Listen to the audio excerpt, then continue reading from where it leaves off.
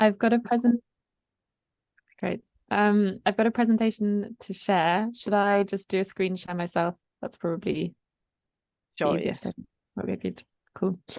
I'm really bad on tech, so let me just work out how to do a screen share. Sorry. I think someone might have to make me a co-host in order to be able to screen share. Oh no, sorry, I can. That's my bad.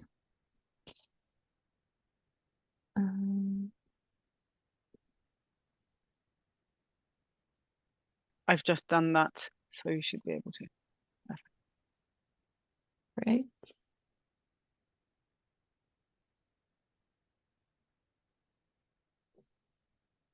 Cool. Okay. Can everyone see okay? Presentation. Great. Yes, thank you. Cool. So yeah, as I said, I work for an organization called the European Network on Statelessness, which is an organization committed to working to end statelessness in Europe. And I can give a little bit more of a background of what statelessness is and what it means for individuals in a minute.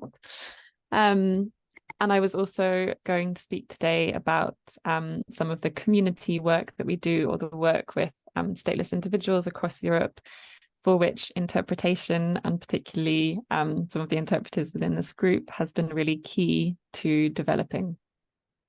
I work as the campaigns and community engagement coordinator at ENS, which, yeah, it's self-explanatory, it's in the title, and I can talk a little bit more about our community work in the presentation.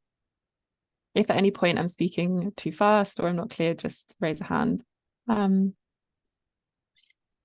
So what is ENS? Some of you are familiar with it already. For those that aren't, we are a civil society alliance of currently over 180 organizations who are members of the network, ranging from kind of individual experts, individual activists, and also bigger NGOs who work together to address statelessness in 40 European countries. So we work across Europe, including outside of the European Union. It's not restricted to the EU. Most of our work on ending statelessness focuses on law and policy development, so pushing for improvements in law and policy in different countries. Awareness raising, so trying to improve public understanding of statelessness, and also governmental understanding of statelessness. And finally, capacity building, so providing kind of trainings and knowledge sharing for both authorities and civil society organizations who are working with stateless individuals or with stateless communities to increase their capacity both to identify statelessness and respond adequately according to the law. Throughout these different areas of our work, we work very closely with communities, and by that we mean affected people, so stateless individuals or stateless communities based in different countries across Europe. And this is because we know that communities themselves are often the experts in what statelessness means in reality, and certainly on how it impacts people's lives. And we try to find a way to bring in different voices, experiences, and ideas as much as possible in order to influence the way that we work at ENS, as well as to ensure that kind of long-term advocacy change or long-term policy change is based on the needs and the desires of stateless communities, and that they can work autonomously, as well as in partnership with us towards that.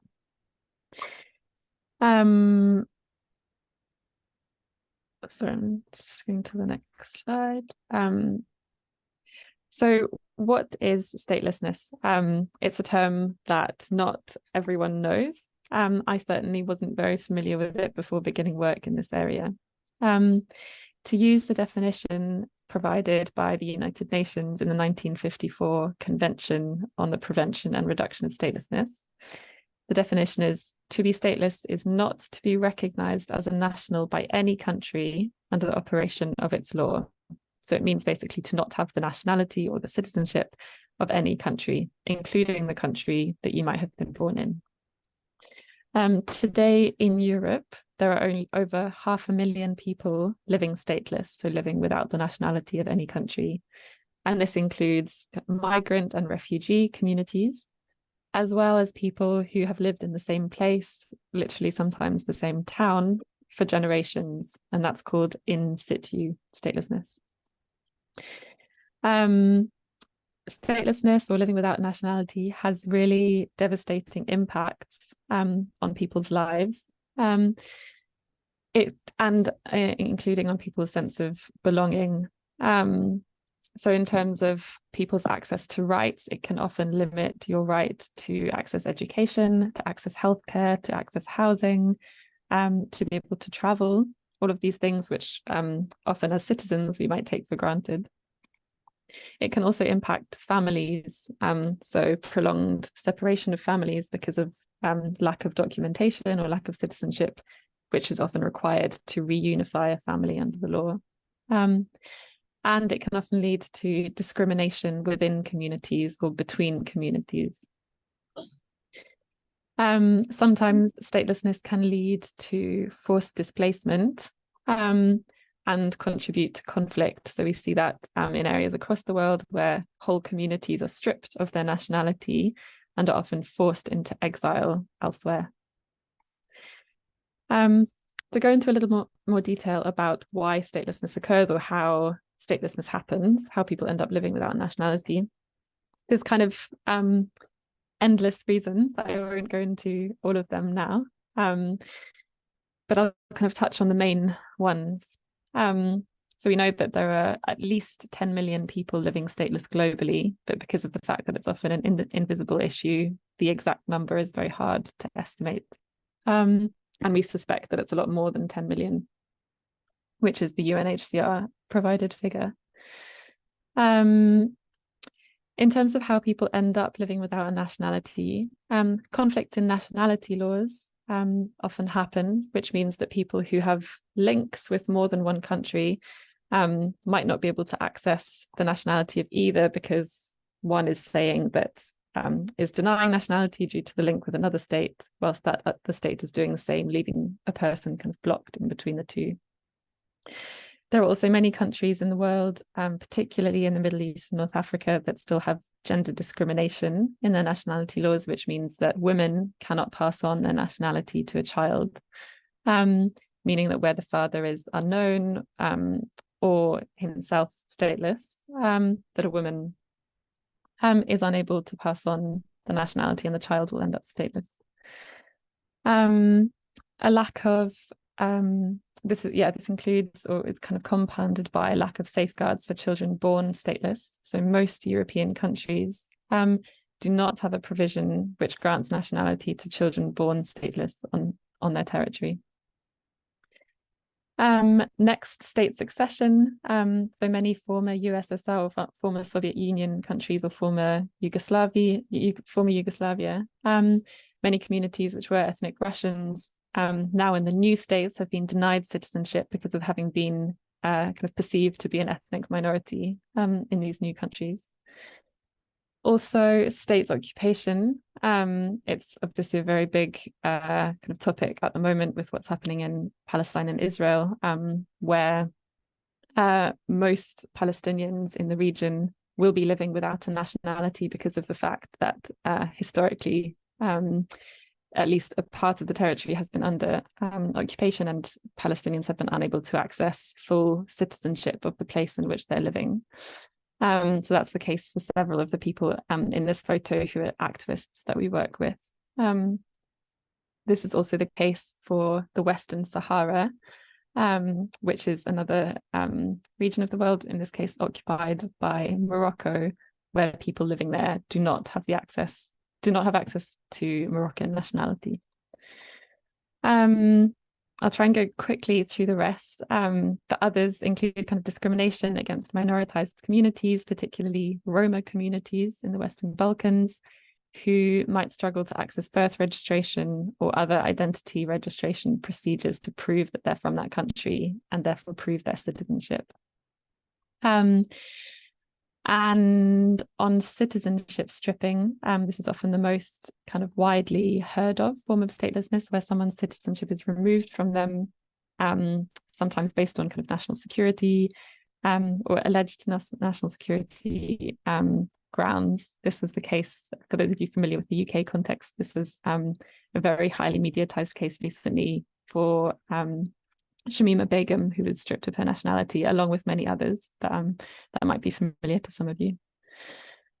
And finally, international surrogacy agreements or adoption of children of LGBTIQ plus parents from different countries in which there's not sufficient safeguards for the children of LGBTIQ plus parents, often end up stateless as well.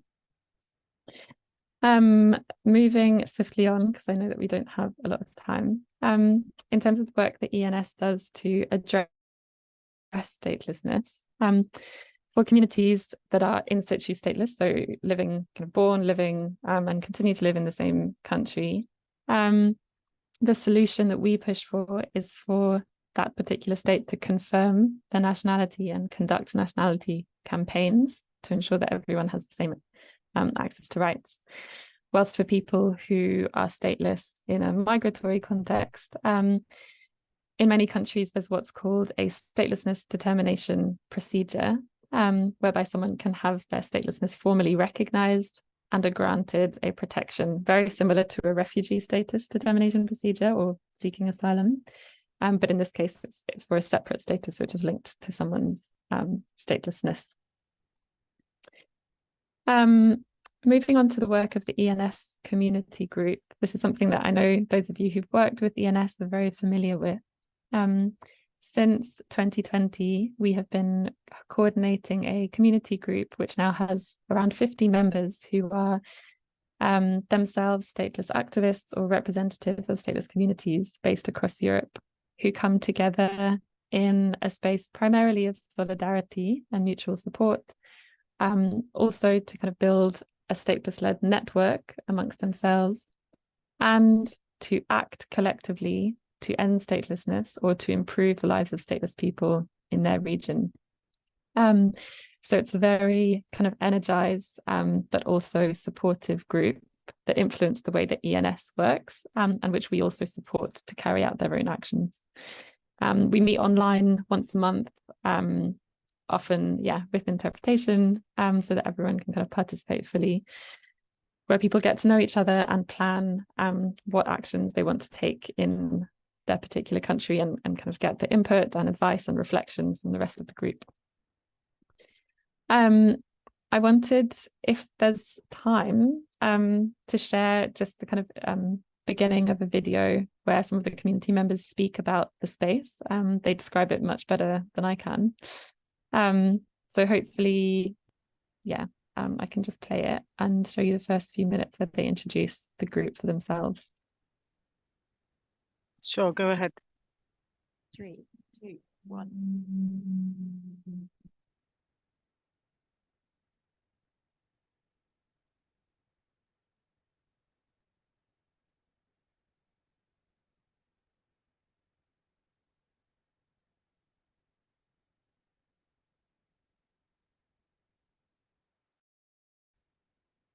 The role of the community activist in the fight against statelessness is crucial. At the end, stateless individual without being engaged with any community, it will be through a very, very harsh and hard process. So here, the role of the community comes. I think the main role for community activists in the fight to end statelessness is actually the fight. You can read the report, you can see the photos and everything, but really being there and talking to these people who have no citizenship whatsoever is something you have to feel. What usually happens?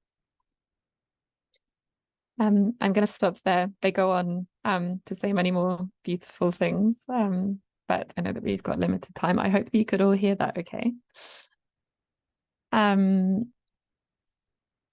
move on to kind of one of the final points I wanted to share, especially given that I'm speaking to a room of interpreters, which is the role of interpreters in the work, not only of the community group, but of the whole ENS network, which as I said, spans over 40 European countries. So yeah, you can kind of do the maths of how many languages that might involve, given that many of those countries themselves speak several different languages.